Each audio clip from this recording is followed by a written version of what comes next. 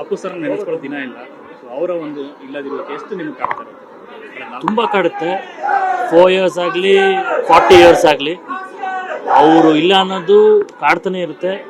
ಒಂದಷ್ಟು ವರ್ಷಗಳು ನಮಗೆ ಸರಿ ಶೂಟಿಂಗ್ ಹೋಗಿದ್ದಾರೆ, ಬರ್ತಾರೆ ಆ ಥರ ಒಂದು ವೇಟಿಂಗ್ ಅನ್ನೋದು ಒಂದಿತ್ತು. ಬಟ್ ಈಗ ಅದು ಎಲ್ಲೋ ಒಂದು ಕಡೆ ಮಿಸ್ಸಿಂಗ್ ಫೀಲಿಂಗ್ ಬರ್ತಾ ಇದೆ.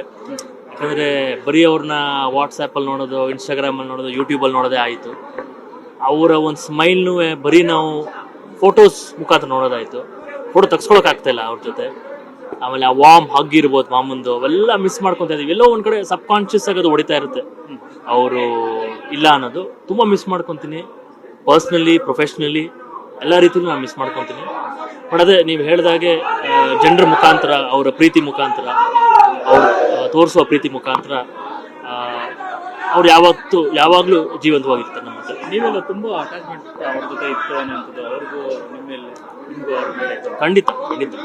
ಅಂದರೆ ಜಿಮ್ಮಲ್ಲಿ ಸಿಗೋದಿರ್ಬೋದು, ಅವ್ರ ಮನೆಗೆ ಟೀ ಕುಡಿಯೋಕೆ ಹೋಗೋದಿರ್ಬೋದು, ಆಮೇಲೆ ಅವ್ರದ್ದು ಯಾವುದೇ ಮೂವಿ ಅವರ ಒಂದು ಸಂಸ್ಥೆಯಿಂದ, PRK ಸಂಸ್ಥೆಯಿಂದ ಮೂವಿ ಬರೆದಿದ್ದಾಗ ನಮಗೆ ಅವರು ಮೆಸೇಜ್ ಮಾಡಿಲ್ಲ, ಕಾಲ್ ಮಾಡಿ ಎದ್ದಿರೇನು ಒಂದು ವಿಶಿಂಗ್ ವಿಡಿಯೋ ಮಾಡ್ಕಳ್ಸೋ ನನಗೆ, ಈ ಥರ ನನಗೂ ನನ್ನ ತಂಗಿಗೆ ಹೇಳೋರು ವಿಶಿಂಗ್ ವಿಡಿಯೋ ಮಾಡ್ಕಳ್ಸೋ ಅಂತ. ಅವ್ರಿಗದು ಏನಕ್ಕೆ ಆ ಥರ ಒಂದು ಇದು ಅಂದರೆ, ಅವ್ರಿಗೆ ಅದೇನೋ ನಾನು ಅವಳು ಅವ್ರ ಒಂದು ಪೇಜಲ್ಲಿ, ಇನ್ಸ್ಟಾಗ್ರಾಮ್ ಪೇಜ್ ಇರ್ಬೋದು, ಫೇಸ್ಬುಕ್ ಪೇಜಲ್ಲಿ ಮುಖ ಪರಿಚಯ ಆಗಲಿ ಅಂತ. ನನಗಿರ್ಬೋದು, ಧನ್ಯಂಗಿರ್ಬೋದು, ವಿನಯ್ ಗುರು, ನಮಗೆಲ್ರಿಗೂ ಅವ್ರಿಗೇನಂದರೆ ಆಗ ಮಕ್ಕಳು ಇನ್ನು ಮೊಮ್ಮಕ್ಕಳಿಗೆ ನನ್ನ ಪೇಜ್ ಮುಖಾಂತರ ಒಂದು ಮುಖ ಪರಿಚಯ ಆಗಲಿ ಅಂತ ಅವ್ರಿಗೆ ಅದೆಲ್ಲ ಮಾಡ್ತಾಯಿದ್ರು. ಆ ಥರ ಒಂದು ಥಾಟ್ ಪ್ರೊಸೆಸ್ ಭಾರಿ ಕಷ್ಟ ಸಿಗೋದು. ಆಮೇಲೆ ನೋಡಿ, ನನಗೇನೋ ಅವರು ಸಿನಿಮಾ ಮಾಡಬೇಕಿತ್ತು, ಬಟ್ ಶಿವಣ್ಣಮಾಮ ನನಗೆ ಸಿನಿಮಾ ಮಾಡ್ತಾ ಇದ್ದಾರೆ. ಏನೋ ಅವ್ರು ನೋಡಿ, ಅವರು ಅಂದ್ಕೊಂಡಿದ್ದು ನನಗೆ ಯಾವುದೋ ಒಂದು ರೀತಿಲಿ ಶಿವಣ್ಣಮಾಮ ಮಾಡಿಕೊಡ್ತಾ ಇದ್ದಾರೆ ಅಂತ. ನನಗೆ ಶಿವಣ್ಣಮಾಮ ಹಾಗೂ ಗೀತಾಂಟಿ ಮಾಡ್ತಾ ಇದ್ದಾರೆ, ಭಾರಿ ಖುಷಿ ಆಗುತ್ತೆ. ಆಮೇಲೆ ಅವ್ರಿಗೆ ಡೈರೆಕ್ಟ್ ಮಾಡಬೇಕಾದಂಥ ಸತ್ಯಪ್ರಕಾಶ್ ಸರ್ ಅವರು ನನಗೆ ಡೈರೆಕ್ಟ್ ಮಾಡ್ತಾ ಇದ್ದಾರೆ. ಸೊ ಎಲ್ಲೋ ಅವರೇ ನಿಂತು ಇದೆಲ್ಲ ಏನೋ ಒಂದು ಪವಾಡ ನಡೀತಾ ಇದೆ ಅಂತ ನನಗೇನೋ ಒಂದು ಫೀಲಿಂಗು. ಬಟ್ ತುಂಬ ಮಿಸ್ ಮಾಡ್ಕೊತೀನಿ ಇದೆಲ್ಲ. ಅವ್ರಿಗೆ ಹೇಳಿದಾಗ ಭಾಳ ಖುಷಿ ಪಟ್ಟಿರೋರು. ಸಿನಿಮಾದಿರ್ಬೋದು ಹಾಗೂ ಎನಿ ಹೊಸ ನ್ಯೂಸ್ ಇರ್ಬೋದು, ಅವ್ರಿಗೆ ಹೇಳಿದಾಗ ತುಂಬ ಖುಷಿ ಪಡೋರು. ಇಲ್ಲ ಅಂತ ಭಾಳ ಬೇಸರ ಆಗುತ್ತೆ, ತುಂಬ ಬೇಸರ ಆಗುತ್ತೆ. ಬೆಳಗ್ಗೆ ನೋಡ್ತದೆ ಅಭಿಮಾನಿಗಳಂತೂ ಕಮ್ಮಿ ಆಗ್ತಾನೆ ಇಲ್ಲ, ಭಯಂಕರ ಜಾಸ್ತಿ ಆಗಿದೆ.